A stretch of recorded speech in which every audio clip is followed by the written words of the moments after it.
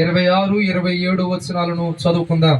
లూకా సువార్త 1వ అధ్యాయము 26, 27 వచనాలను చదువుకుందాం.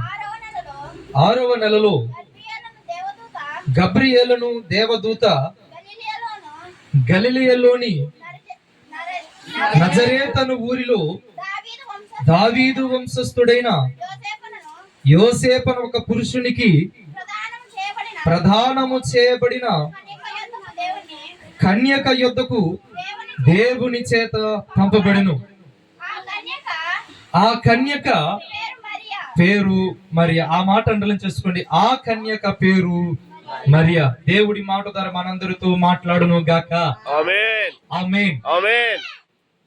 గమనించాలి, ఈ క్రిస్మస్ వేడుకలలో యేసు ప్రభు వారు వాడుకున్న పాత్రలలో అతి ప్రాముఖ్యముగా ఎంచుకున్న ఒక వ్యక్తి ఉన్నారు బైబిల్ గ్రంథములో. ఆమె పేరు కన్యకైన మరియా.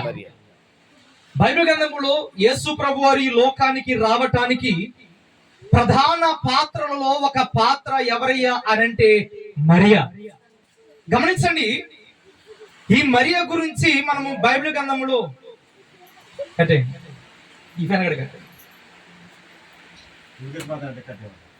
రైట్ పర్వాలేదు మాట్లాడు వినాలి.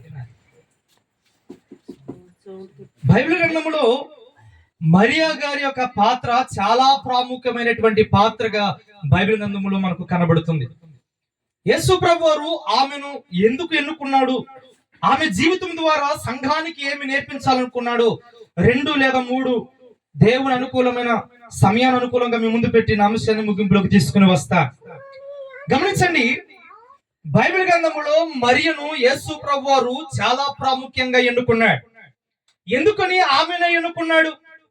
ఒకసారి బైబిల్ గ్రంథాన్ని మనం పరిశోధన చేస్తూ ఉంటే చరిత్రలో గాని అలాగనే బైబిల్ గ్రంథంలో గాని ఈ మరియనే దేవుడు ఎందుకు ఎన్నుకున్నాడు అన్న ప్రశ్న మనకు ఖచ్చితంగా పుట్టాలి. ఈ ప్రశ్న మనము ఈ వచనాన్ని చదువుతున్నప్పుడు ఎందుకని ఆమెనే ఎన్నుకున్నాడు అంటే ఈమె కలిగినటువంటి లక్షణాలు కొన్ని బైబిల్ గ్రంథములో మనకు కనబడతాయి. ఈ మరియా గారు గర్భమును ధరించక ముందు యేసు ప్రభు వారు నా కడుపున పుట్టాలి, యేసు ప్రభు వారు నా గర్భము ద్వారా రావాలి అని అనేక మంది కన్యకలట ఆ రోజుల్లో ఎదురు చూచారట. చెప్పండి, ఎవరి కోసము? యేసు ప్రభు వారి కోసం. మరి యేసు ప్రభు వారు ఇంతమంది కన్యకలలో, ఇంతమంది ఆడపిల్లలలో ఎందుకని ఆమెనే ప్రత్యేకంగా ఎన్నుకున్నాడు ఆయన బైబిల్ గ్రంథాన్ని మనం పరిశోధన చేస్తే 2, 3 సమయానుకూలంగా లక్షణాలు మీ ముందు పెట్టి అంశాలు మీకు ఇంట్లోకి తీసుకుని వస్తాను. చూద్దాం. మొదటిగా దేవుడు ఆమెను ఎందుకు ఎన్నుకున్నాడు అన్న మాట మనం చూసినప్పుడు 28వ వచనాన్ని చదువుకుందాం. ఆ దూత ఆ మాట అండర్లైన్ చేసుకోండి, లోపలికి వచ్చి. చెప్పండి ఒకసారి, ఎవరిని చూచి? మరియను చూచి. అందరూ తలపైకెత్తుడు చూడండి. మరియా గారిని దేవుడు ఎందుకని ఆమెనే ఎంచుకున్నాడు అంటే మరియా గారి గురించి ఇక్కడ ఉన్న మాట ఏంటో తెలుసా? దూత వచ్చినప్పుడట మరియా ఎక్కడ ఉందట? ఇంటిలో ఉన్నట్లుగా చూస్తాను. చెప్పండి ఒకసారి, ఎక్కడ ఉంది? ఇది కూడా బైబిల్ గ్రంథంలో రాయాలా? ఇది ఈ రోజున వచ్చి నువ్వు మాకు చెప్పాలా అని మీరు చూస్తారేమో. ఈ వచ్చినప్పుడు చాలా పెద్ద అర్థమే ఉంది. ఎందుకని ఈ మాట మీకు చెప్తున్నాను అంటే మరియా లోన ఏం చేస్తుంది? మరియా లోపల ఉంది. లోపల ఉన్నటువంటి మరియా యొద్దకు ఎవరు వెళ్ళారు అంటే దేవదూత వచ్చింది. గమనించండి, బైబిల్ గ్రంథంలో మీరు ఎక్కడ దేవదూతను చూసినా గాని దేవదూత 2 సందర్భాలలో వాళ్ళ దగ్గరకు వచ్చింది. ఒకటి, దేవదూత తన బిడ్డల దగ్గరకు వచ్చినప్పుడు, దేవుడు తన బిడ్డలకు దగ్గరికి పంపించినప్పుడు ప్రార్థనలో ఉన్నప్పుడు వారి దగ్గరికి పంపించేవాడు. చెప్పండి ఒకసారి, ఎప్పుడున్నప్పుడు పంపించేవాడు. అందుకనే బైబిల్ గ్రంథంలో అపోస్తల కార్యము గ్రంథము 10వ అధ్యాయం మీరు ఇంటికి వెళ్ళారు చదవండి. అక్కడ ఒక ఆయన ఉంటాడు. ఆయన ప్రార్థన చేయుచుండగా దేవుని దూత తన యొద్దకు వచ్చెను అన్న మాట మనం చూస్తాం. అంత మాత్రమే కాదు, దానియేలు గ్రంథంలో కూడా దానియేలు గారు 21 రోజులు ఉపవాస ప్రార్థన చేస్తాడు. చెప్పండి ఒకసారి, ఎన్ని రోజులు ప్రార్థన? 21 రోజులు ఉపవాసముతో ప్రార్థన చేస్తున్నప్పుడు ఆ ఉపవాస ప్రార్థనలోనికి వచ్చాడు, దేవుడు పంపించాడు తన దూతను. అంటే గమనించండి, దేవుని దూత తన బిడ్డల దగ్గరికి వచ్చినప్పుడు ఏ సమయాల్లో వచ్చేది అంటే ప్రార్థన చేసుకునే సమయాల్లో వచ్చేది. చెప్పండి ఒకసారి, ఏ సమయంలో వచ్చేది? అందుకని గమనించండి, ఈ మరియ ఎక్కడ ఉన్నది అని బైబిల్ గ్రంథాన్ని క్షుణ్ణంగా మనము పరిశీలన చేస్తే ఈ మరియ ఇంటి లోపల ఉంది. అంటే ఇంటి లోపల ఏం చేస్తుంది ఆమె? ఒకవేళ పనే చేసుకుంటే మన భాషలో మనం మాట్లాడుకుందాం, ఒకవేళ ఆమె తన పని పాటలతో మిళితమైపోయి ఉంటే ఆమె ఇప్పుడు కాకపోయినా కాసేపోయినా కానీ ఎక్కడికి వస్తుంది? ఇంటి బయటకు వస్తుంది. కానీ దేవుని దూత ఇంటి బయటికి కాదు, చెప్పండి, ఇంటి లోపలికి వెళ్ళింది. దేవుడికి మహిమ కలుగును గాక. అంటే గమనించండి, ఈ మరియా గారి యొక్క జీవితంలో మొట్టమొదటి లక్షణం ఏమిటో తెలుసా? ఈమె ప్రార్థనా పరురాలు. చెప్పండి ఒకసారి, ఏ పరురాలు? ఈ ప్రార్థనా పరురాలైన ఈ మరియా దగ్గరికి దేవుడు ఎవరిని పంపించాడు అంటే తన దేవదూతను పంపించాడు. ఎందుకు పంపించాడు అంటే తన వార్తను తన బిడ్డ అయిన, చెప్పండి, మరియకు తెలియపరచడానికి దేవుడు మరియ దగ్గరికి పంపించాడు. గమనించండి ఒక మాట, మరియా గారినే దేవుడు ఎందుకు ఎన్నుకున్నాడు అని మనం ఆలోచన చేస్తే ఈమె ప్రార్థన పరురాలు, దేవుడి యందు భయము భక్తి కలిగినటువంటి విశ్వాసి. దేవుడికి మహిమ కలుగును గాక. దేవుడు ఈ చాలా మంది కన్యకలలో ఈమెనే ఎందుకు ఎన్నుకున్నాడు అంటే ఈమె ప్రత్యేకంగా జీవించింది. ఈమె జీవితము చాలా ప్రత్యేకంగా ఉంది. అందరి కన్యకలలాగా, చెప్పండి, ఈమె జీవితము లేదు. అందరూ కలిగినటువంటి జీవితాలలాగా ఈమె జీవితము మనకు కనబడటం లేదు. ఈమె జీవితము చాలా ప్రత్యేకంగా మనకు కనబడుతుంది. ఒక మాట గమనించండి, ప్రత్యేకంగా కనబడుతున్న వారినే దేవుడు చాలా ప్రాముఖ్యంగా ఎన్నుకుంటాడు. దేవుడికి మహిమ కలుగును గాక. అందుకనే ఈ మరియనే దేవుడు ఎందుకని ఎన్నుకున్నాడు అంటే ఆశ చాలా మందిలో ఉంది. యేసు ప్రభువారు నా గర్భాన ఈ లోకానికి రావాలని, కానీ ఆశ గల ప్రాణాన్ని తృప్తి పరచాలి అంటే వారిలో ఆశ ఉంటే మాత్రమే సరిపోదు, వారిలో కూడా దేవుని యందు భక్తి జీవితము కలిగి ఉండాలి. చెప్పండి ఒకసారి, ఏముండాలి? దేవుని యందు నేను కూడా వాడబడాలి అంటే సరిపోదు సోదరుడా, దేవునిలో నేను ఉండాలంటే సరిపోదు సహోదరి. మరి ఏముండాలి అంటే దేవుని యందు విశ్వాసము కలిగి ఉండాలి.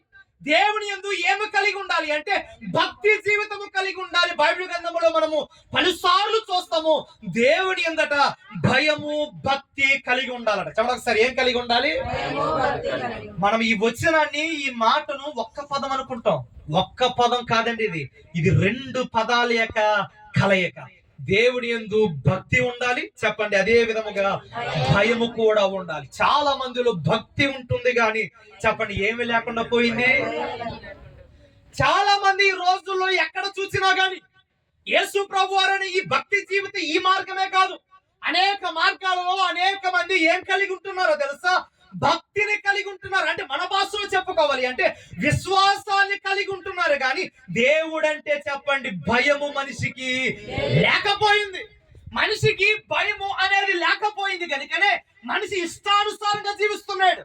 దేవుడు ఉన్నాడని నమ్ముతున్నాడు, దేవుడు ఉన్నాడని నమ్ముతున్నాడు. కానీ దేవుడు యందు ఉన్న నేను తప్పు చేస్తే తాట తీసేస్తాడని ఏమి లేకపోయిందో తెలుసా? భయము లేకపోయింది. అందుకనే కొన్నిసార్లు ఈ మాట నేను చెప్తుంటాను. ఒక దొంగోడట ప్రార్థన చేశాడట. చెప్పండి సార్, ఏం చేశాడు? ఎందుకు ప్రార్థన చేశాడు అంటే, అయ్యా, నేను ఫలానా ఇంటికి దొంగతనానికి వెళ్తున్నాను, అక్కడ నన్ను ఎవ్వరూ పట్టుకోకుండా నాకు సహాయము చేయి ప్రభువా, నేను తెచ్చి దాంట్లో 50% నీకే అని అన్నాడు. చెప్పండి ఒకసారి, 50% ఎవరికి ఇస్తాడట? ఎక్కడికి వచ్చి మాట్లాడుతున్నాడు? ఈ వ్యక్తికి ఏముందో తెలుసా? భక్తి ఉంది. అంటే మన భాషలో చెప్పనా, ఈ వ్యక్తికి ఏముంది? విశ్వాసం ఉంది. కానీ ఈ తప్పు చేస్తే దేవుడు తాట తీసేస్తాడన్నటువంటి ఆలోచన, భయం ఇతనికి ఉందా అంటే లేదు. గమనించండి, ఈ వ్యక్తి ప్రార్థన చేస్తున్నాడు, అయ్యా నేను అక్కడికి వెళ్తున్నాను, నన్ను రక్షించని. ఈ విషయాన్ని చెప్తున్నప్పుడు మీరు బాగా నవ్వారు. కానీ ఒక సంఘటన ఇక్కడ మీకు చెప్తాను. చాలా మంది యొక్క జీవితాలు ఎలా ఉంటున్నాయి అంటే దేవుడంటే భయం, దేవుడంటే భక్తి, దేవుడంటే విశ్వాసం ఉంది, కానీ ఏమి లేకపోయిందో తెలుసా? భయము లేకపోయింది. కానీ ఇక్కడ ఉన్నటువంటి మరియా గారి యొక్క జీవితంలో ఏమి కలిగి ఉందో తెలుసా? ఈమె భయభక్తులు దేవుని ఎదుట కలిగి ఉంది. చెప్పండి ఒకసారి, ఎలా కలిగి ఉంది? ఈమె భయభక్తులు కలిగి ఉంది. దేవుని యందు భయభక్తులు కలిగినటువంటి ఈ మరియలో ఉన్నటువంటి ప్రత్యేకతను దేవుడు చూశాడు. దేవునికి మహిమ కలుగును గాక. ఏం చూశాడు దేవుడు? ప్రత్యేకతను దేవుడు చూశాడు. అందుకని చాలా మంది ఉన్నటువంటి కన్యకలలో ఒక అచ్చుగుద్దినట్టుగా నువ్వే అని ఎందుకని దేవుడు ఎన్నుకున్నాడు అంటే, ఈమెలో విశ్వాసము మాత్రమే కాదు, దేవుడంటే భయము కూడా ఈమెలో మనకు కనబడుతుంది. అందుకని ఒక మాట మీకు చెప్తాను, ఈమె శారీరకంగా మాత్రమే భేదరాలుగా మనకు కనబడుతుంది కానీ శారీరకంగా ఈమె భేదరాలేమో గాని ఆత్మీయంగా ఈమె ఎవరో తెలుసా? ధనవంతురాలు. చెప్పండి ఒకసారి, ఎవరు ఈమె? మరియా గారిని బైబిల్ గ్రంథంలో చూస్తే ఈమె దేవుని సన్నిధికి వచ్చినప్పుడట, దేవుని సన్నిధిలో కానికి వేయటానికి కూడా ఈమె దగ్గర ఏమీ కూడా లేదు. కానీ ఒక మాట గమనించండి, ధర్మశాస్త్ర ప్రకారము కుమారుని దేవుని సన్నిధిలోనికి తీసుకువచ్చినప్పుడు వాళ్ళ స్తోమతకి తగినట్లుగా దేవుని సన్నిధికి ఒక గొర్రెనో దేన్నో తీసుకొచ్చేవారు. కానీ మీ దగ్గర స్తోమత లేకుండా ఈమె ఏమి తెచ్చింది తెలుసా? పావురాలను దేవుని దగ్గరికి తీసుకొచ్చిందట. ఏమి తెచ్చింది? పావురాలు. ఎందుకు ఈ మాట చెప్తున్నారు అంటే, ఈమె దేన స్థితి ఎలా ఉందో మీ ముందు పెడుతున్నాను. దేవుని సన్నిధిలోనికి వచ్చి ఆయన సన్నిధిలో కానికి వేయటానికి కూడా ఈమె దగ్గర స్తోమత లేదు. కానీ ఒక మాట మీరు గమనించండి, ఈమె శారీరకంగా భేదరాలేమో కానీ శారీరకంగా సంపన్నత లేనిదేమో కానీ ఆత్మీయంగా మాత్రము సుసంపన్నమైనటువంటి స్థితిలో ఉన్నది. ఎవరయ్యా అంటే కన్యక అయిన మరియా. దేవునికి మహిమ కలుగును గాక. అందుకనే ఈ రోజు ఈ మాటలు మీకు చెప్తున్నాను. ఒకవేళ మీ దగ్గర ఏమీ లేకపోవచ్చేమో, ఒకవేళ ఈ మాటలు వింటున్న సోదరుడా నీ దగ్గర ఎటువంటి ఆర్థిక స్తోమత లేకపోవచ్చేమో, కానీ అది ఏది కూడా దేవుడు చూడడు. దేవుడు చూసేది ఏంటి అంటే నీ హృదయములో ఉన్నటువంటి భక్తి జీవితాన్ని ఆయన చూస్తాడు. దేవునికి మహిమ కలుగును గాక. దాంట్లో మనము సంపన్నులుగా ఉండాలి. సరే, దేంట్లో సంపన్నులుగా ఉండాలి? ఆత్మీయ జీవితంలో మనము సంపన్నులుగా ఉండాలి. ఒక మాట మీకు చెప్తాను, గమనించండి. ప్రపంచ దేశాలలో సంపన్నుల యొక్క జాబితాను తీస్తారు. ఒకసారి, ఏ జాబితా తీస్తారు? సంపన్నుల యొక్క జాబితా తీస్తారు. ఈ సంపన్నుల యొక్క జాబితా తీసినప్పుడు బిల్ గేట్స్, నేను చాలా సార్లు చెప్పాను, మరలా సందర్భానుకూలంగా ఈ మాట మీకు చెప్తున్నాను. బిల్ గేట్స్ అన్న వ్యక్తి కూడా చాలా సుసంపన్నమైనటువంటి స్థితిలో ఉన్నవాడు శారీరకంగా. ఇలాంటి స్థితిలో ఉన్నటువంటి ఈ బిల్ గేట్స్ ఒక ఇంటర్వ్యూలో ఒక మాట అంటాడండి. అదేంటో తెలుసా? నాకు వద్దనుకుంటే వస్తుంది డబ్బు, కావాలి అనుకుంటే రావట్లేదు మనశ్శాంతి అని అంటాడు. చెప్పండి ఒకసారి, ఏం వస్తుందంట అతనికి? వద్దయ్యా మొర్రో అనుకుంటే అతనికి వస్తుందట విచ్చలవిడిగా డబ్బు, కానీ అతనికి కావాలి రావాలి అనుకుంటే రావట్లేదట మనశ్శాంతి. ఎందుకని మాట మీకు చెప్పానో తెలుసా? ఈ లోకములో మనము సంపన్నులుగా ఉన్నా లేకపోయినా గానీ దేవుని ఎదుట మనము సుసంపన్నమైనటువంటి జీవితాన్ని కలిగి ఉండాలి. ఏ జీవితాన్ని కలిగి ఉండాలి? సుసంపన్నమైనటువంటి జీవితాన్ని కలిగి ఉండాలి. మరియా గారు మొట్టమొదటిగా సవాలు చేస్తూ మాట్లాడుతున్న మాట ఏంటి తెలుసా? ఈమె దేవుని యందు పరిపూర్ణమైనటువంటి విశ్వాసము కలిగింది. అందుకని ఆమె గురించి మనం చూస్తున్నాం. దూత లోపలికి వచ్చి, చెప్పండి ఒకసారి, ఎక్కడికి వచ్చి? మరొక మాట, ఇదే మాటలు మీకు తెలియపరుస్తాను. లోనకి వచ్చి అంటే ఈమె ఎక్కడ ఉందో తెలుసా? లోపల. అంటే ఈమె చుట్టూ కూడా ఏముంది? ప్రాకారం ఉంది. అంటే ఈ మాట మీరు శారీరకంగా కాదు కానీ ఒక ఆధ్యాత్మిక జీవితంలో దీన్ని అర్థము చేసుకుంటే, దేవుని దూత లోపలికి వచ్చి అంటే ఈమె కొన్ని బౌండరీస్ లో ఉంది. ఈమె అంటే కొన్ని సరిహద్దులలో ఈమె ఏముంది? నివాసము చేస్తుంది. అంటే గమనించండి, దీని ఆధ్యాత్మిక రూపంలో మీకు చెప్తాను. ఈమె లోకములో ఉన్నా గాని ఈమె జీవితం ఎలా ఉందో తెలుసా? సరిహద్దు కలిగి ఉంది. చెప్పండి ఒకసారి, ఏం కలిగి ఉంది? ఈమె లోనకి వచ్చి అంటే ఈమె ఎలా ఉందో తెలుసా? ఇంటి లోపల అని శారీరకంగా ఆలోచన చేయటము కాదు కానీ ఆత్మీయ జీవితంలో కూడా ఈమె లోకస్తులతో కలవకుండా, లోక కార్యాలు చేయకుండా, లోక తలంపులు కలిగి ఉండకుండా దేవుని ఎదుట ఉండటానికి ఈమె కొన్ని సరిహద్దులు ఏర్పరుచుకుంది. దేవునికి మహిమ కలుగును గాక. ఈ రోజున ఈ మాటలు వింటున్న సోదరుడా, ఇక్కడ ఉన్నటువంటి ఈ మరియా ఈ అనేక మంది లోకస్తుల మధ్య ఉన్నప్పటికీ ఆమె లోకస్తుల యొక్క తలంపు ఈమె చెప్పండి కలిగి లేదు. ఎందుకని ఈ మాట మీకు చెప్తున్నాను అంటే, కొన్ని చరిత్ర మీకు చెప్తాను, చాలా జాగ్రత్తగా ఆలకించండి. యేసు ప్రభు వారు ఈ లోకానికి రాక ముందు, మత్తయి సువార్తకు ముందు 2 ఖాళీ పేపర్లు దొరుకుతాయి. 2 ఖాళీ పేపర్లు చూశారు ఎప్పుడైనా? ఆ ఖాళీ పేపర్ల యొక్క ఎన్ని సంవత్సరాల వ్యవధో తెలుసా? 400 సంవత్సరాల వ్యవధి. చెప్పండి ఒకసారి, ఖాళీ పేపర్లు ఎన్ని సంవత్సరాలు? 400 సంవత్సరాలు. ఈ 400 సంవత్సరాలను, ఈ ఖాళీ పేపర్లను బైబిల్ పండితులు ఏమని పిలిచారో తెలుసా? ఇది నిశ్శబ్ద కాలము అని పిలిచారు. చెప్పండి ఒకసారి, ఏ కాలం అట ఇది? నిశ్శబ్ద కాలం. మలాకి గ్రంథము నుండి మత్తయి సువార్త వరకు ఉన్నటువంటి ఈ ఖాళీ వ్యవధి ఎంత అంటే 400 సంవత్సరాలు. ఈ 400 సంవత్సరాలను బైబిల్ పండితులు ఏమని పిలిచారు అంటే నిశ్శబ్ద కాలం అని పిలిచారు. ఎందుకు నిశ్శబ్ద కాలం అని పిలిచారు అంటే, ఈ నిశ్శబ్ద కాలం అంటే ఎవరి నిశ్శబ్ద కాలం? మన నిశ్శబ్ద కాలమా అంటే కాదు, దేవుడు మౌనముగా ఉన్నటువంటి కాలాన్ని నిశ్శబ్ద కాలం అని పిలిచారు. చెప్పండి ఒకసారి, ఎవరు మౌనంగా ఉన్న కాలాన్ని? దేవుడు మౌనముగా ఉన్న కాలాన్ని నిశ్శబ్ద కాలము అని పిలిచారు. ఎందుకని దీని నిశ్శబ్ద కాలము? దేవుడు ఎందుకు మౌనంగా ఉన్నాడు అంటే, ఈ 400 సంవత్సరాలట మనిషి చాలా భయంకరమైనటువంటి పాపంతో నిండిపోయాడట. చెప్పండి ఒకసారి, దేనితో నిండిపోయాడు? భయంకరమైన పాపంతో నిండిపోయాడు. ఎంతగా నిండిపోయాడో తెలుసా? వరసావాయ లేదు, మనిషి జీవితానికి విలువలు లేకపోయాయి, మానవత్వాన్ని కూడా చెప్పని మనుషులు మర్చిపోయి మృగాలు ప్రవర్తిస్తున్నట్లుగా, మృగాలు జీవిస్తున్నటువంటి జీవితాన్ని ఆ కాలములో జీవించారు వాళ్ళు. అందుకనే దేవుడు మనుషులతో మాట్లాడదాము అని వేచి చూచాడు, గాని ఎక్కడా కూడా దేవునికి అనుగుణమైన మనుషులు దొరకలేదు. ఇలాంటి పరిస్థితుల్లో 400 సంవత్సరాలు గడుస్తున్నటువంటి కాలములో ఎక్కడో ఒక వెలుగు, ఒక నక్షత్రం మిల్కుమంటూ మెరుస్తున్నట్లుగా కనబడింది. ఆమెయే కన్యక అయిన మరియ. ఈ కన్యకైన మరియను దేవుడు వాడుకోవాలనుకున్నాడు. అలా వాడుకోవాలనుకున్నప్పుడు ఆమెలో లక్షణాలు చూస్తూ ఉంటే, ఆ లక్షణాలలో మొదటి లక్షణం ఏంటో తెలుసా? ఆమె ప్రార్థనా పరురాలు, ఆమె భక్తి జీవితాన్ని కలిగి ఉంది. ఏం జీవితాన్ని కలిగి ఉంది? అందుకని ఒక మాట గమనించండి, దేవుడు ఎన్నుకున్నాడు. ఎందుకు ఎన్నుకున్నాడు? లేదా ఎన్నుకున్న వారిలో కలిగి ఉండవలసిన లక్షణం ఏమిటంటే భక్తి జీవితము ఖచ్చితంగా మనలో ఏమవ్వాలి? ఉట్టిపడొచ్చినట్లుగా కనబడాలి. దేవుని సన్నిధికి వచ్చి వెళ్ళిపోయేవారిగా కాదు, మన జీవితాలు రోజు రోజుకి ఏమవ్వాలో తెలుసా? అభివృద్ధి పొందాలి, ఎదుగుతూ ఉండాలి. మనిషి ఎదుగుతున్నట్లుగా తన శారీరకంగానే కాదు, ఆర్థికంగా కూడా మనిషి ఎలాగైతే రోజు రోజుకి సంపన్న స్థితిలోనికి వెళ్తాడో, ఆత్మీయ జీవితంలో కూడా చెప్పండి మనము కూడా ఎదిగే వారిగా ఉండాలి. చెప్పండి ఒకసారి, ఎలా ఉండాలి? ఎదిగే వారిగా ఉండాలి, అభివృద్ధి పొందే వారిగా ఉండాలి. ఈమె యవ్వన కాలమందు ఎవరి యందు విశ్వాసం కలిగి ఉంది తెలుసా? దేవుని యందు విశ్వాసం కలిగి ఉంది. అందుకనే బైబిల్ గ్రంథంలో కన్యక అయిన మరియా అని అన్నారు. చెప్పండి ఒకసారి, ఏ మరియా? కన్యక. కన్యకకిని స్త్రీకిని చాలా వ్యత్యాసం ఉంది.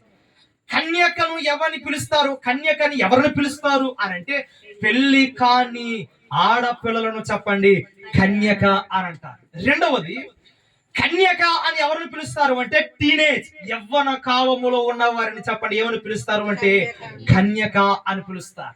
ఇప్పుడు ఈమె ఏ వయసులో ఉంది అంటే యవ్వన ప్రాయములో ఉంది. అంటే గమనించండి, ఈమెకి ఇంకా కూడా ఏమి కాలేదు, వివాహము కాలేదు. అంటే ఈమె యవ్వన కాలములో ఎవరిని స్మరణకు తెచ్చుకుందో తెలుసా? దేవుని స్మరణకు తెచ్చుకుంది. ఒకవేళ ఈ మాటలు వింటున్న వారిలో మరియా అంటే 70-80 ఏళ్ల వయసులో ఉంది అనుకుంటాను, అందుకనే భక్తి జీవితము కలిగి ఉందనుకుంటారేమో.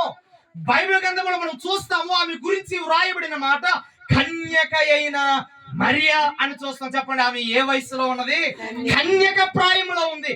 ఈ కన్యక ప్రాయములో ఉన్నటువంటి ఈమె చెప్పండి ఎవరి యందు విశ్వాసము కలిగి ఉందో తెలుసా? దేవుని యందు విశ్వాసము కలిగి ఉంది.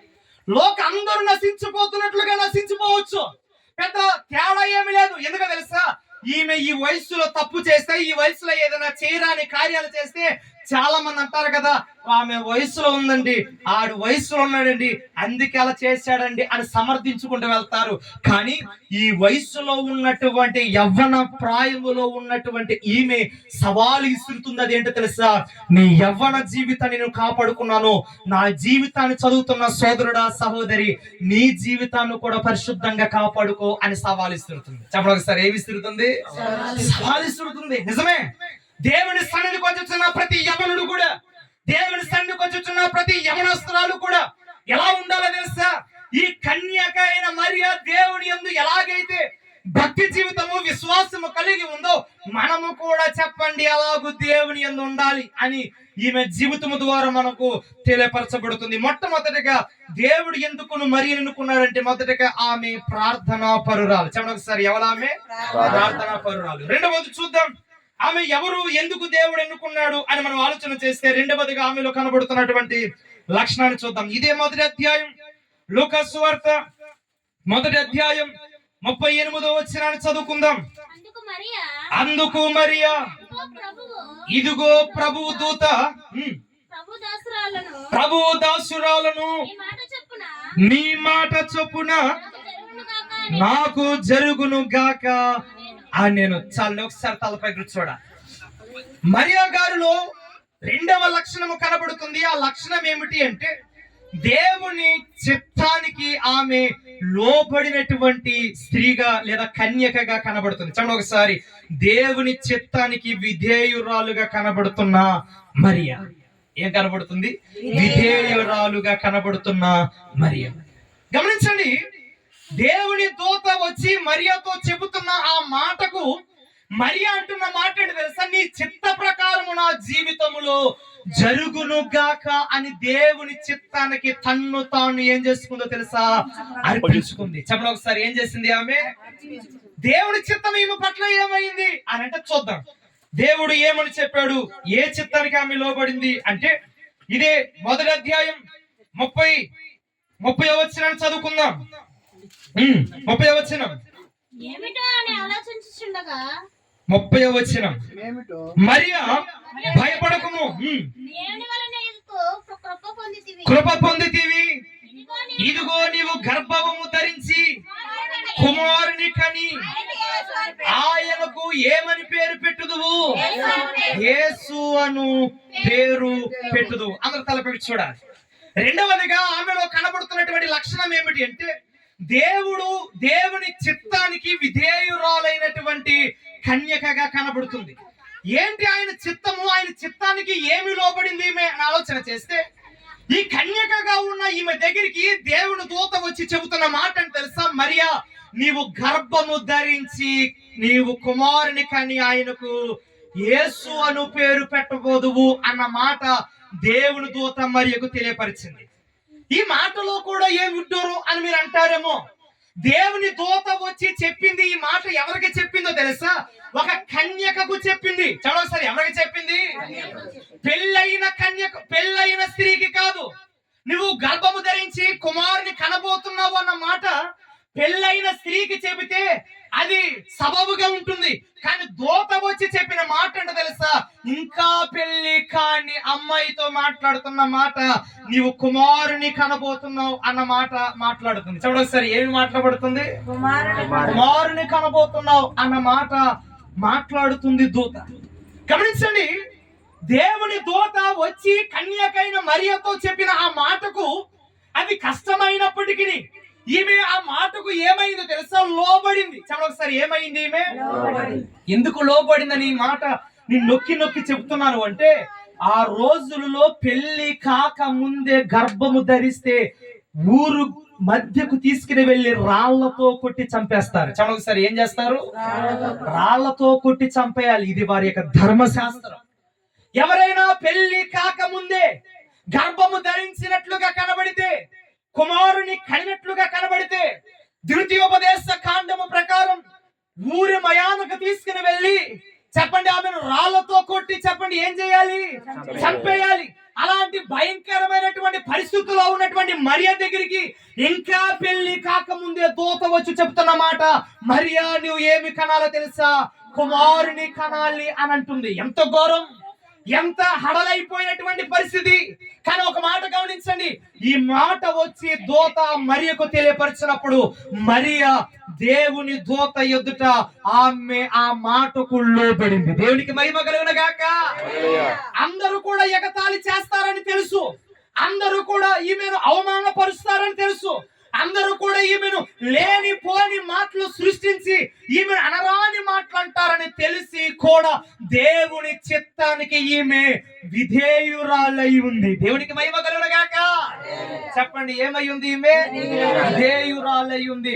ఒకవేళ ఈమెకు ఆ మాట తెలియదా అంటే, ఈమెకు తెలుసు మరియకు పెళ్లి కాకముందే గర్భము ధరిస్తే చెప్పండి ఏమవుతారు? చంపేస్తారని తెలిసి కూడా చావటానికైనా గాని నిశ్చిద్దము గాని దేవుని చిత్తము నాలో ఏమవ్వాలి?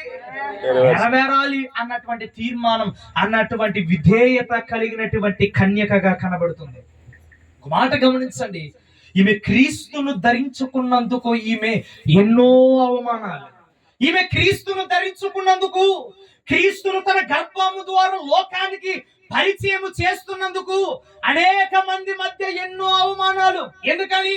ఇంకా ఈమెకు పెళ్లి కాలేదు, ఇంకా ఈమెకు పెళ్లి కాకముందే ఈమె ఏమి కంటుంది?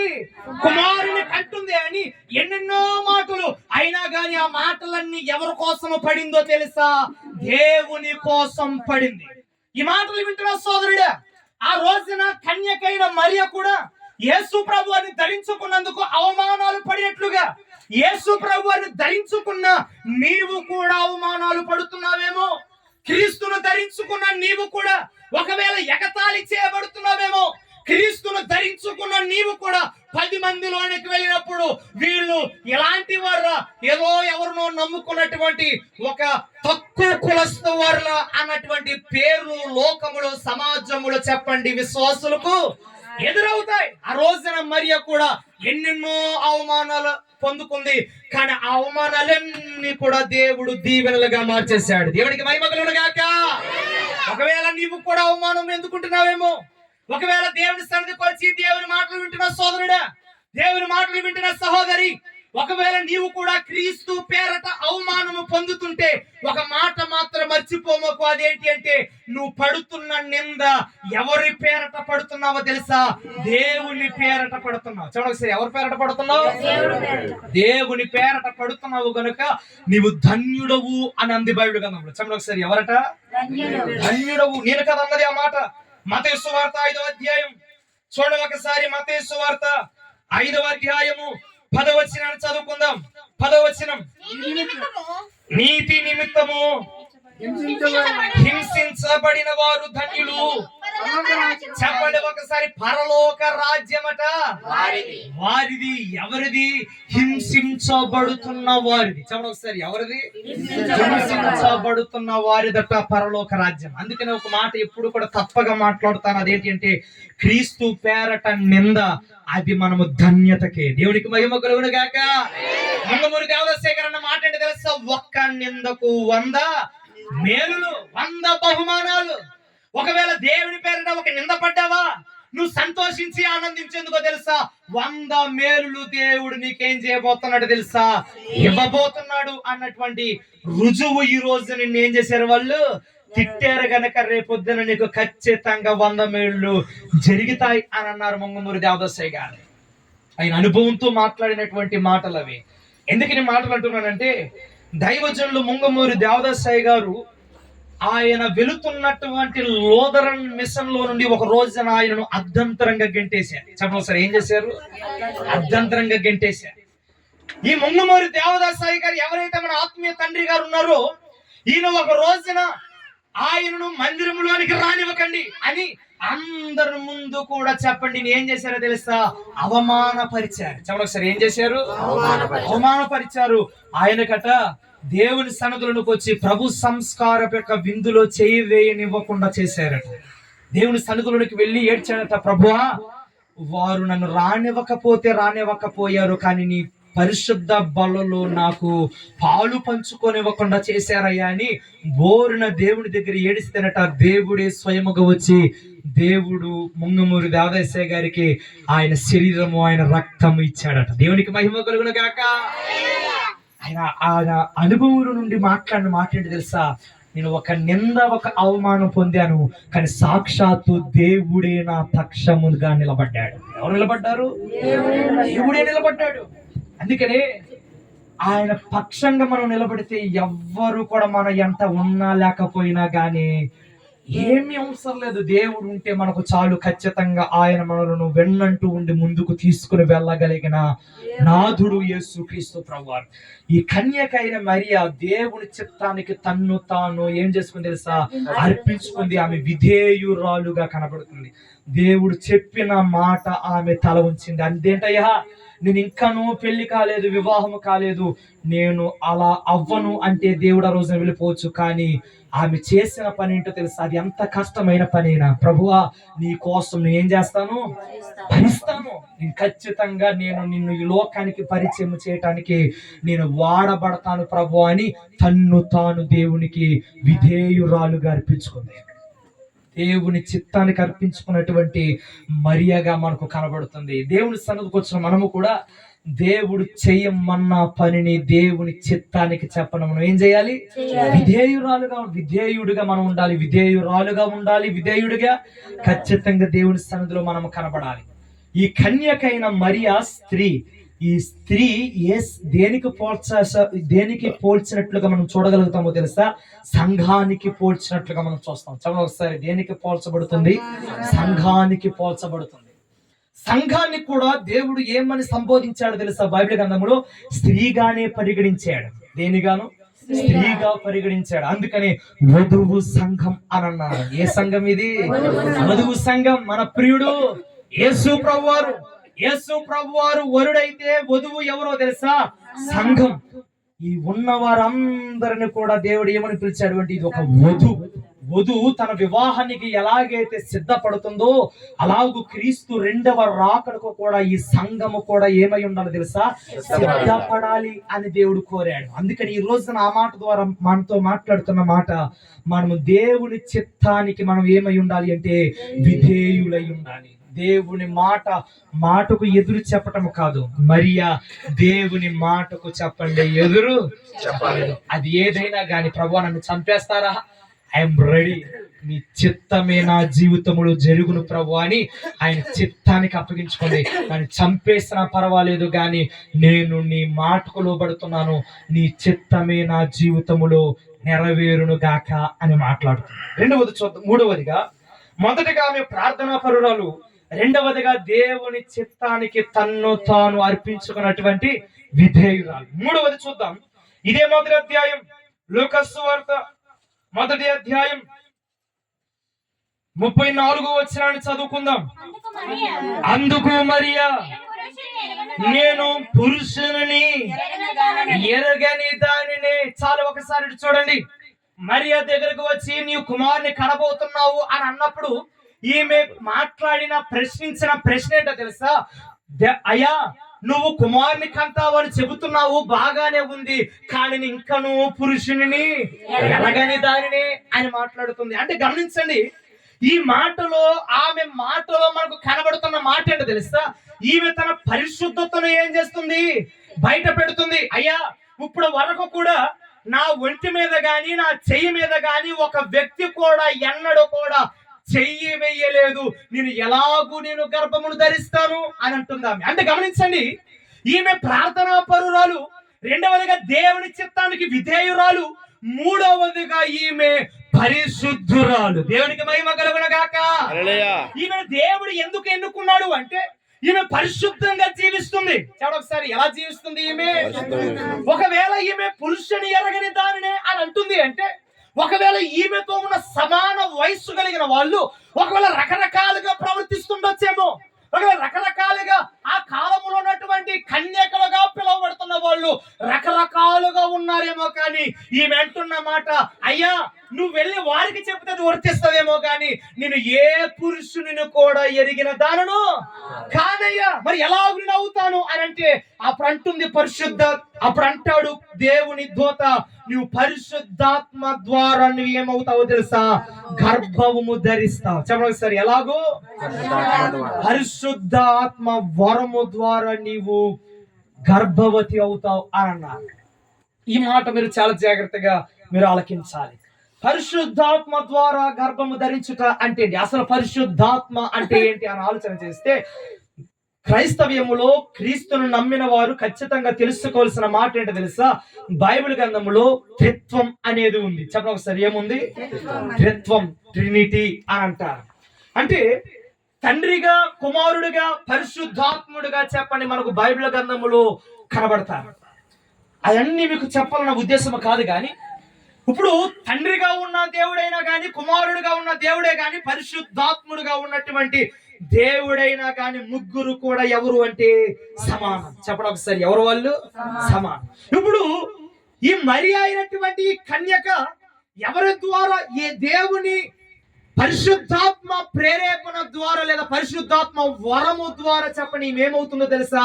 గర్భము ధరించింది. చెప్పండి ఒకసారి, ఎవరి వరము ద్వారా? దేవుని వరం. అది దేవుడు ఆమెకు ఇచ్చినటువంటి వరం. అంతేగాని ఏ పురుషుడు కూడా ఆమెను చెప్పండి తాకను కూడా తాకలేదు. ఎందుకని ఈ మాట నొక్కి చెప్తున్నానంటే, కొంతమంది తయారవుతున్నారు, కొంతమంది దేవుని మాటను, దేవుని వాక్యాన్ని ఉల్లంఘించి దేవుని మాట ఉన్నది ఉన్నట్లుగా తెలుసుకోకుండా రకరకాలుగా మాట్లాడేవారు ఈ లోకములో చాలా మంది ఉన్నారు. అలాంటి వాళ్ళందరికీ సమాధానం చెప్పాలి అంటే ఖచ్చితంగా బైబిల్ గ్రంథంలో రాయబడింది, దేవుని వరము ద్వారానే ఖచ్చితంగా ఈమె ధరించింది, గర్భము ధరించినట్లుగా బైబిల్ గ్రంథంలో చూస్తున్నాం. గమనించండి, ఈమె అంటుంది, ఈ మాటలో మనకు తెలియపరుస్తుంది, ప్రభువా నేను ఏ పురుషుని ఎరగని దానినే. అంటే ఆమె కనబడుతుంది, ఆమె జీవితము ద్వారా ఆమె తెలియపరుస్తుంది, అయ్యా నేను పరిశుద్ధమైనటువంటి జీవితాన్ని నేను.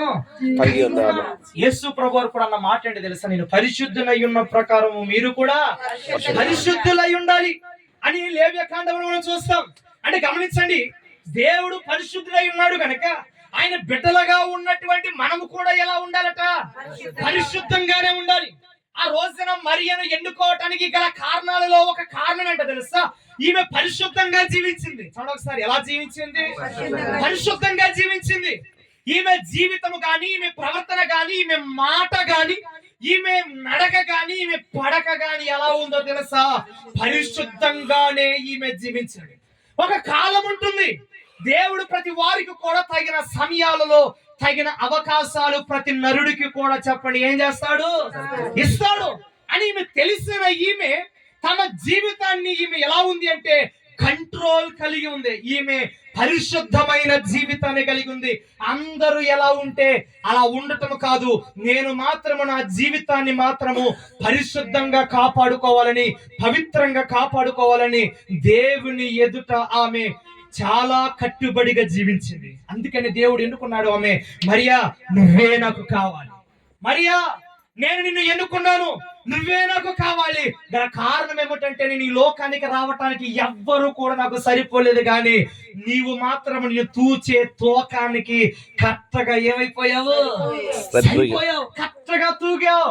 కనుక ఖచ్చితంగా ఇదిగో నేను లోకానికి రావటానికి నేను నిన్ను ఏర్పరచుకుంటున్నాను అని అన్నాడు. అందుకని ఒక మాట గమనించండి, క్రీస్తు ప్రభువాన్ని మనం ఈ లోకానికి అందజేయాలనుకున్నప్పుడు దేవుడు చూచేది ఏంటో తెలుసా? మన పరిశుద్ధతను చూస్తాడు. చెప్పండి ఒకసారి, ఏం చూస్తాడు?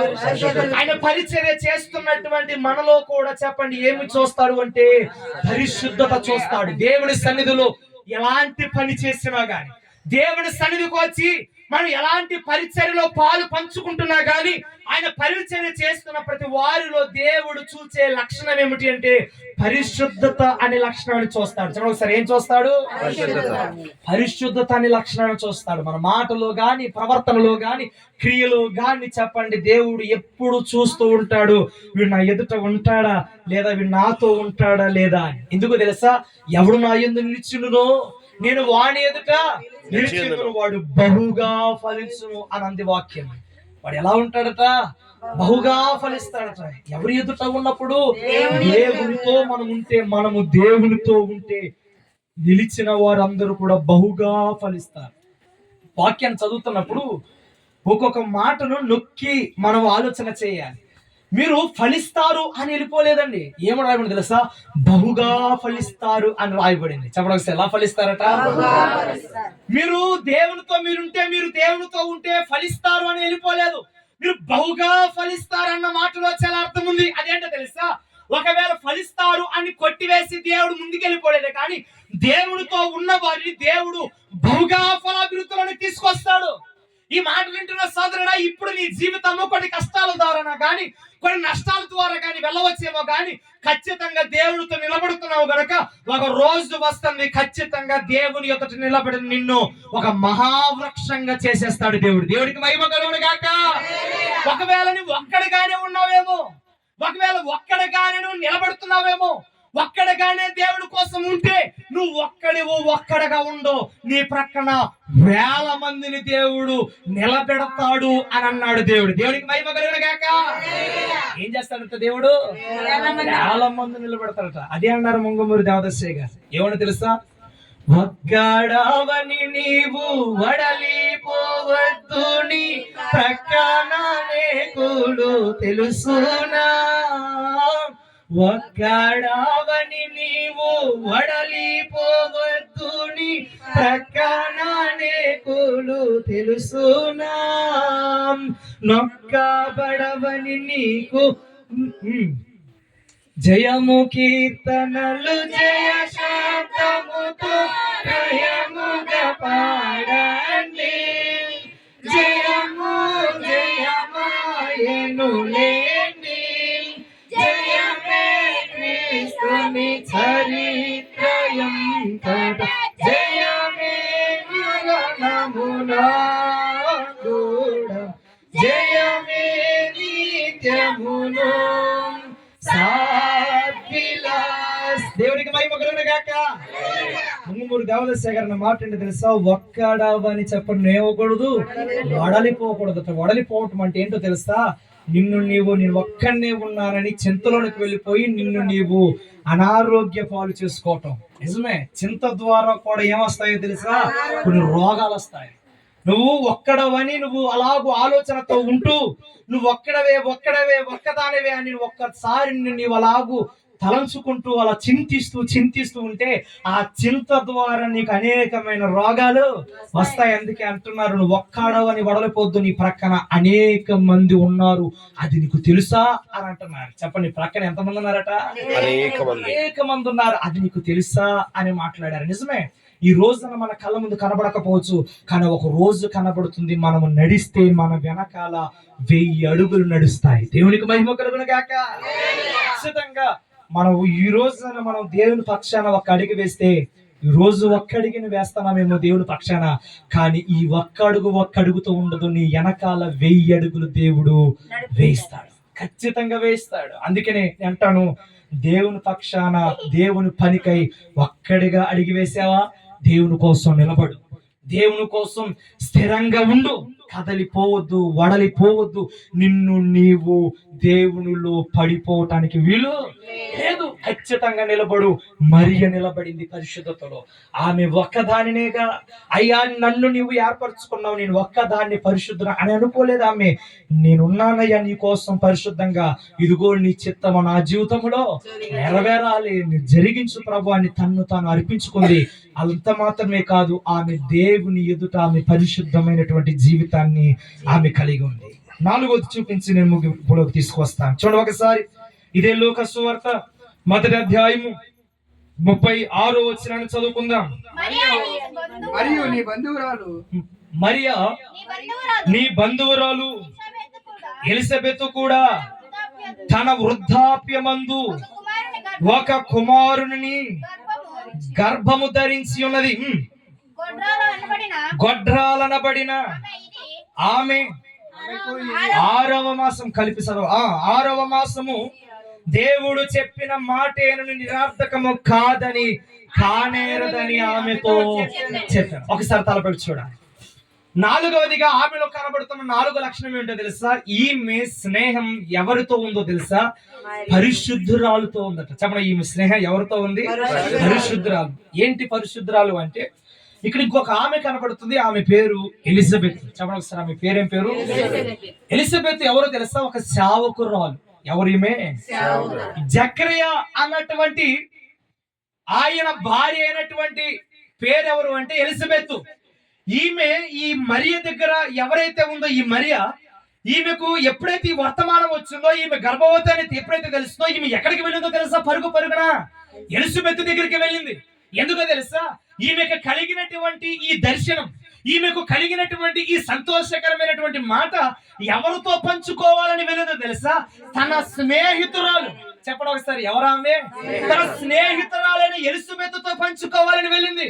అందుకని ఒక మాట చెప్పండి, ఈ మరియా, ఈ యవన కాలములో అనేటువంటి ఈ మరియా ఎవరితో స్నేహము చేసింది అంటే ఒక దైవ సేవకురాలు. అంత మాత్రమే కాదు, దేవుని సన్నిధిలో ఉండే వారితో, చెప్పండి, మరియా స్నేహ బంధము కలిగి ఉంది. దేవునికి మహిమ కలుగును గాక. దేవుడు ఎంచుకునేటువంటి లక్షణాలలో మరియాలో చూసిన 4 లక్షణం ఏంటో తెలుసా? ఈమె స్నేహము లోకస్తులతో లేదు. ఈమె స్నేహము ఎవరితో ఉంది అంటే ఎలిజబెత్తో ఉంది. అంటే ఏంటో తెలుసా? నిరంతరము కూడా దేవుని సన్నిధిలో ప్రాధేయపడేటువంటి ఒక స్త్రీతో కలిగినటువంటి స్నేహం కలిగి ఉంది కన్యకైన మరియా. ఈ మాటలు వింటున్న సోదరుడా, మన స్నేహం కూడా ఎవరితో ఉండాలో తెలుసా? పరిశుద్ధులతో ఉండాలి. చెప్పండి ఒకసారి, ఎవరితో ఉండాలి? పరిశుద్ధులతో మన స్నేహం ఉండాలి. ఎందుకు ఈ మాట చెప్తున్నానంటే, ఈ మరియా తనకు సంతోషం కలిగిన, బాధ కలిగిన ఎక్కడికి వచ్చి చెబుతుందో తెలుసా? తన స్నేహితురాలు. అందుకనే సంతోషకరమైన మాట ఎప్పుడైతే ఈ వార్త తెలిసిందో వెంటనే పరుగున ఎక్కడికి వచ్చింది? ఎలిజబెత్ దగ్గరకు వచ్చింది. అంటే ఈ మాటలో మనకు కనబడుతున్న మాట ఏంటో తెలుసా? ఆమెకి ఏది వచ్చినా గానీ తన స్నేహితురాలతో ఏం చేస్తుంది? ఈమె ఖచ్చితంగా పంచుకుంటది. కారణం, ఈమె స్నేహములో కూడా దేవుని యొక్క ప్రణయం ఉంది. అందుకని మాట గమనించండి, ఈమె స్నేహము లోకస్తులతో కాదు, లోకములో ఉన్నటువంటి వారితో ఈమె పంచుకోలేదు, కానీ దేవుని సంబంధులు కలిగిన వారితో పంచుకుంది. అందుకని ఒక మాట గమనించండి, మనకు సంతోషమైన, బాధ అయినా, వ్యాధి అయినా, ఏదైనా కానీ మనము చెప్పుకునే మొట్టమొదటి మాట ఎవరితో అయి ఉండాలి తెలుసా? దేవుని సన్నిధిలో ఉండే వారితో అయి ఉండాలి. ఎందుకని మాట మీకు చెప్తాను అంటే, కొన్ని విషయాలు మనం ఎదుటి వారితో పంచుకున్నప్పుడు మనం అంటాము, నేను మీతో చెప్పుకుంటున్నాను నా బాధ అంతా, నువ్వు వేరే వారికి చెప్పుకోవద్దు అని మనం చెప్తాం. కానీ చెప్పండి, రేపు అయ్యేసరికి, అనగా తెల్లారేసరికి వార్త ఊరు, వాడ, పల్లె ఏమైపోద్ది? ఖచ్చితంగా వెళ్ళిపోద్ది. మనలో ఉన్నటువంటి బాధ ఎదుటి వారికి చెప్పుకున్నప్పుడు వేరే అందరితో కూడా చెప్పిన అవమానపరుస్తారేమో. కానీ ఒక మాట మీకు చెప్తున్నాను, గమనించండి, దేవుని పక్షాన, దేవుని సన్నిధికి వచ్చి దేవునితో మనం చెప్పుకుంటే, చెప్పండి, నేను అవమానపరిచేవాడు.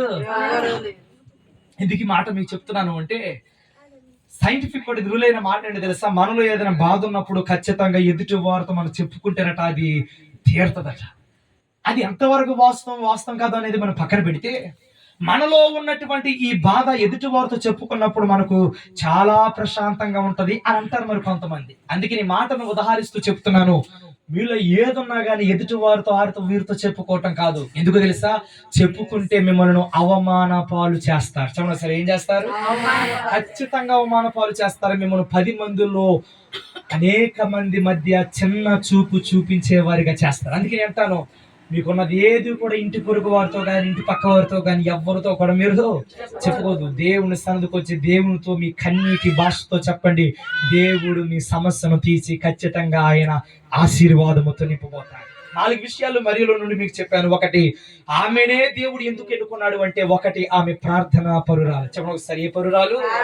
రెండవది, ఆమెలో ఉన్నటువంటి లక్షణం ఏంటి తెలుసా? దేవుని చిత్తానికి ఆమె విధేయత కలిగినటువంటి జీవితాన్ని కలిగింది. మూడవదిగా, ఆమె ఎలాంటి జీవితాన్ని కలిగి ఉందంటే పరిశుద్ధమైనటువంటి జీవితం. ఆ రోజుల్లో, ఆ కాలంలో అనేక మంది పాపముతో మిళితమైపోయి పాపంతో ఉన్నప్పటికీ వాళ్ళ మధ్య ఉంటూ కూడా పాపాన్ని అంటని దానిగా ఉంది. చూడండి ఒకసారి, మధ్య ఉంటే కూడా పాపాన్ని అంటని దానిగా ఉంది. ఒక మాట మీకు చెప్తాను, గమనించండి.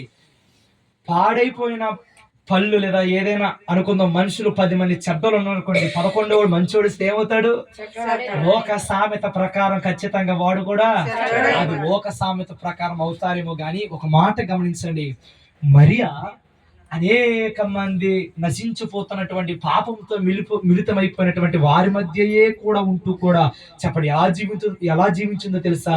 పరిశుద్ధంగానే జీవించింది. వారి జీవితాన్ని ఈమెలోనికి రాకుండా కాపాడుకుంది. చెప్పండి ఒకసారి, ఏం కలిగి ఉంది? వారి పాప జీవితాన్ని ఈమెలోనికి రాకుండా కాపాడుకుంది.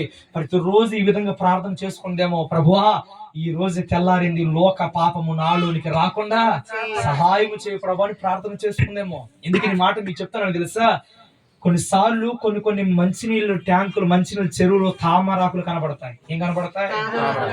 తామరాకు మురికి వాడల్లో ఉంటుంది, కానీ ఆ మురికి నీళ్ళు తామరాకు మీద ఉంటాయంటారా? ఖచ్చితంగా ఉండవు. అది వేరుగా ఉంటుంది. అది మురికిలోనే ఉన్నప్పటికీ ఆ మురుకు అది అంటకుండా జీవిస్తుంది. పరిశుద్ధమైన జీవితాన్ని కలిగిన మనము కూడా ఎలా ఉండాలో తెలుసా?